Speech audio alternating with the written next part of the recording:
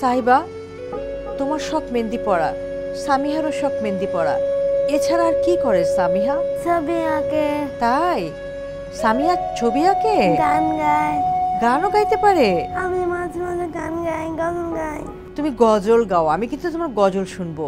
আচ্ছা, সামিহা সুন্দর ছবি আঁকে তাই না? আমি অনেক সুন্দর ছবি আঁকে। পড়াশোনা না করে ওটার দিকে মন দেয়, তাই বাদ দিয়ে দিচ্ছে ছবি আঁকা। কে, মা? হ্যাঁ। সামিহাকে এই জন্য মন খারাপ করে? না। তোমার কতজন বন্ধু আছে সাহিবা? আমার যে বন্ধুগুলো ছিল ওরা সব অন্য স্কুলে চলে গেছে, কিন্তু হাঁটতে না পারার কারণে আমি যেতে পারতেছি না স্কুলে।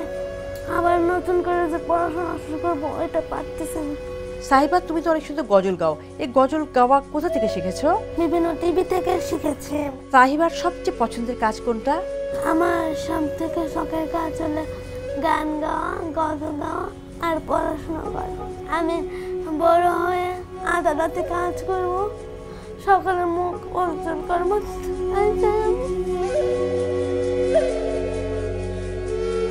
সবাই যেভাবে হাঁটতে পারে আমিও যেন সেভাবে হাঁটতে পারি। পছন্দের খাবার কোনটা সাহিবা? স্বামী যা পছন্দ করে বিরিয়ানি, আমার তাই পছন্দ। বাবার সাথে কিভাবে সময় কাটে? বাবা আমাদের দুজনে ইংলিশ পড়ায়, আমাদের সাথে টিভি দেখে, আমাদের সাথে গল্প করে। আমাদেরকে বাবা এবং মা দুজনে ভালোবাসে এবং তারা বলে এগিয়ে যাও তোমরা। নিশ্চয়ই আমরাও বলি এগিয়ে যাক সামিহা আর সাহিবা।